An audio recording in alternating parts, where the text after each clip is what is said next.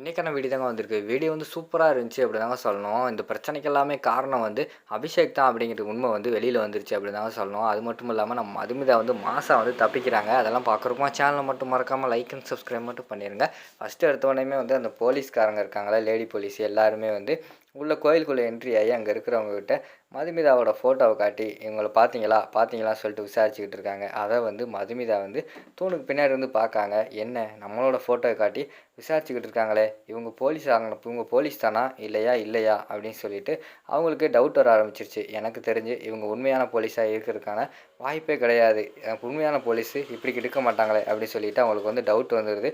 சரி, இதுக்கு மேலே இந்த இடத்துல இருந்தால் நமக்கு தான் ஆபத்து, கிளம்புவோம் அப்படின்னு சொல்லிட்டு கிளம்புறாங்க. அதுக்குள்ளே வந்து அந்த லேடிஸ் போலீஸ் எல்லாம் வளைச்சி பிடிச்சிடுறாங்க.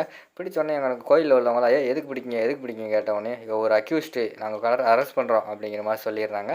சரின்னு சொல்லிட்டு நம்ம மதுமிதாவை வந்து வண்டியில் ஏற்றி விறுவிறுன்னு வந்து ஒரு குடவுனில் போய் கெட்டி போட்டு வச்சுருக்கிற மாதிரி தான் காட்டுறாங்க. அவங்க போனவொடனே பார்த்தா இங்கிட்டு பார்த்தா நம்ம சந்தோஷம் ஜீவா வந்துடுறாங்க. வந்தவொடனே அக்கா அக்கான்னு தேடி பார்க்காங்க, காணோம். உடனே ஃபோன் போடு அப்படின்னு சொல்லிட்டு சந்தோஷ் வந்து சொல்கிறாங்க. சரின்னு சொல்லிட்டு ஜீவா வந்து நம்ம மதுமிதாவோட நம்பருக்கு கால் பண்ணுறாங்க. கால் பண்ணி பார்த்தா ஃபோன் வந்து சுவிட்ச் ஆஃப்னு வருது ப்ரோ அப்படிங்கிற மாதிரி சொல்கிறாங்க. திருப்பி ட்ரை பண்ணி பாரு அப்படிங்கிற மாதிரி சொல்கிறாங்க. மறுபடி வந்து ட்ரை பண்ணி பார்க்காங்க. பார்த்தா சுவிட்ச் ஆஃப்னு வருது. அதுக்கடுத்த சீனில் மதுமிதா வந்து காட்டுறாங்க. மதுமிதா வந்து கெட்டி போட்ட வச்சோன்னே, உங்களுக்கு யார் வேணும், என்ன வேணும், எனக்கு அப்போலே டவுட் வந்துச்சு நீங்கள் வந்து டம்மி ஆள் தான் அப்படின்னு சொல்லிட்டு அப்படிங்கிற மாதிரி சொன்னோடனே அந்த லேடிஸ் எல்லாம் சொல்கிறாங்க, கண்டுபிடிச்சிட்டியா, நாங்கள்லாம் டம்மி போலீஸ்ன்னு கண்டுபிடிச்சிட்டியா, பரவாயில்லையே நீ பயங்கரமான ஷார்ப்பு தான் அப்படிங்கிற மாதிரி சொல்லிக்கிட்டு இருக்காங்க. உண்மையை சொல்லுங்கள், உங்களை யார் என்னை வந்து கடத்திட்டு வர சொன்னது அப்படிங்கிற மாதிரி கேட்டவொடனே பார்த்தா கண்ணை கட்டுங்கடி பாஸ் வராரு அப்படிங்கிற மாதிரி சொன்னோடனே மதுமிதாவோட கண்ணை கட்டுறாங்க.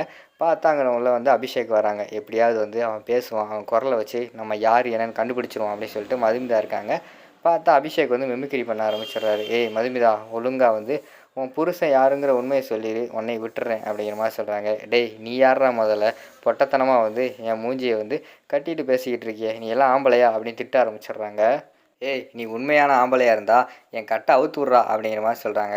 கட்டை அவுத்து விடணுமா, சரி கட்டை அவுத்து விடுங்க அப்படிங்கிற மாதிரி சொன்னோன்னே, சார் உங்களை பார்த்துருவா சார் அப்படிங்கிற மாதிரி சொல்கிறாங்க. நீங்கள் கட்டை அவுத்து விடுங்கன்னு சொன்னோடனையும் கட்டை அவுத்து விட்றாங்க. அதுக்கு பதிலாக பார்த்தா அதுக்குள்ளே முகமூடி வந்து போட்டுக்கிறாரு நம்ம அபிஷேக். ஆகா, இவனை வந்து அங்கே சந்தோஷம் நம்ம ஜீவாவும் பிடிச்சிட்டேன்னு சொன்னாங்களே, இவன் என்ன இங்கே இருக்கான், ஒருவேளை தப்பிச்சு வந்துட்டானோ அப்படிங்கிற மாதிரி யோசிச்சுக்கிட்டு இருக்காங்க. இப்போ சொல்லு, நீ தான் என்னை பார்த்துட்டேல, உங்ககிட்ட ஆம்பளைன்னு சொல்லி நிரூபிக்க வேண்டிய அவசியம் கிடையாது.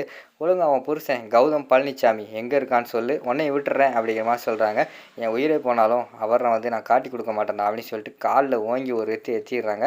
வழி தாங்க முடியாமல் இவட்ட அடித்து எப்படியா உண்மை வாங்குங்க அப்படின்னு சொல்லிட்டு அபிஷேக் அந்த இடத்துலேருந்து போயிடுறாங்க. அடுத்த சீனில் வந்து நம்ம ஜீவா சந்தோஷ் எல்லாருமே வந்து மதுமிதா வீட்டுக்கு போகிறாங்க. அங்கே பார்த்தா அவங்க வந்து திட்டுறாங்க. அவங்க அப்பா அம்மா வந்து, என்ன நீங்கள் உங்களை வந்து அக்கா கூட தானே இருக்க சொன்னேன், எதுக்கு நீ இப்படி பண்ண அப்படிங்கிற மாதிரி சொல்கிறாங்க. அக்கா தான்க்கா போக சொன்னான், அக்கா பேச்சை கேட்காம இருக்க முடியுமா அப்படிங்கிற மாதிரி சொல்கிறாங்க. இப்போ மதுமிதாவை காணுமே, மதுமிதா கூட தான் நீங்கள் இருந்திருக்கணும் அப்படிங்கிற மாதிரி சொல்கிறாங்க. மதுமிதா கூட தான்ப்பா இருந்திருக்கணும், ஆனால் அக்கா சொல்ல வந்து என்னால் தட்ட முடியாதுல்ல அப்படிங்கிற மாதிரி சொல்கிறாங்க.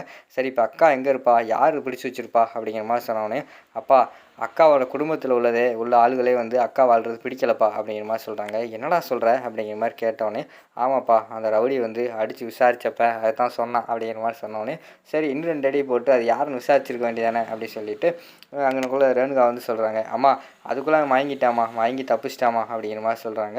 எனக்கு என்னமோ வந்து அபிஷேக் தான் அப்படி சொல்லிட்டு டவுட்டாக இருக்குது அப்படின்னு சொல்லிட்டு அந்த இடத்துல வந்து நம்ம சந்தோஷ் வந்து சொல்கிறாங்க. இதை உடனே மாப்பிள்ளைகிட்ட சொல்ல வேண்டியதானே அப்படிங்கிற மாதிரி சொல்கிறாங்க.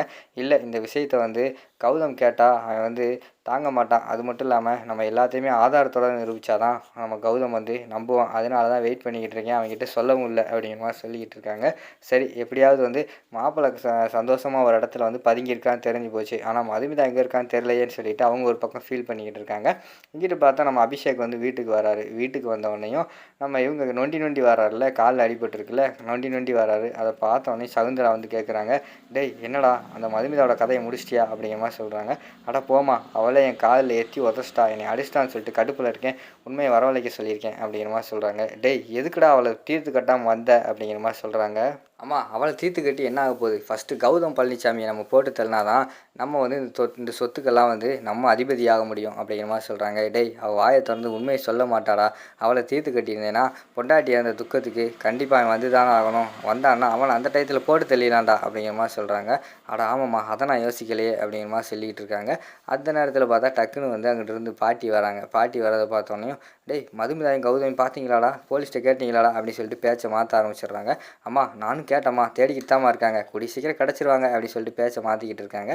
பாட்டி வந்து இங்கே போயிடுறாங்க. டேய் இந்த கிளவியை கடைசியில் போட்டு சொல்லிடுறா, எல்லாத்துக்கும் காரணம் இந்த கிளவி தான். முன்னாடி வந்து நான் அந்த வீட்டுக்கு வந்து இந்த உனக்கு ஒரு உண்மையை சொல்கிறேன் கேட்டுக்கோ. நான் வந்து உங்கள் அப்பாவுக்கு முறைப்படியான ஒய்ஃப் கிடையாது. உன்னோட ஃபஸ்ட்டு அப்பா வந்து யாருன்னு கேட்டேன்னா வேற ஒருத்தன் குடிகாரன். அவன் வந்து குடிச்சு போட்டு டெய்லி அடித்து அவனே செத்து போயிட்டான். நீயும் இன்னொரு அவர் தங்கச்சி ஒருத்தவங்க இருக்காங்க, 2 பேருமே வந்து அவருக்கு பிறந்தவ தான். மதுவும் மாயாவும் அதுக்கடுத்து ராகுல் 2 பேரும் தான் வந்து இப்போ இருக்கிற அப்பாவுக்கு பிறந்தவங்க அப்படிங்கிற மாதிரி சொல்லிக்கிட்டு இருக்காங்க. அதாவது கௌதமோட அப்பாவுக்கு எப்படியாவது இந்த சொத்தை வந்து நம்ம அடைஞ்சாகணும் அப்படிங்கிற மாதிரி சொல்லிக்கிட்டு இருக்காங்க. நீங்கள் ஒன்றும் கவலைப்படாதம்மா அப்படின்னு சொல்லிட்டு மதுமிதா வந்து போட்டு தள்ளுறதுக்காக அந்த பொம்பளைகளுக்கு வந்து அபிஷேக் கால் பண்ணி சொல்கிறாங்க. சரி சார் நாங்கள் பார்த்துக்குறோம், போட்டு தள்ளிடுறோம் அப்படிங்கிற மாதிரி சொல்லிவிட்டு அவங்க வந்து மதுமிதா வந்து தீர்த்து கட்டுறதுக்காக பிளான் பண்ணுறாங்க. மதுமிதா பார்த்தா அந்த பொம்பளை எல்லாத்தையுமே அடித்து போட்டு மாசா தப்பிச்சு ஓடிடுறாங்க. அதோட பார்த்துக்கிட்டிங்கன்னா அந்த எபிசோடு வந்து முடிச்சிடுறாங்க.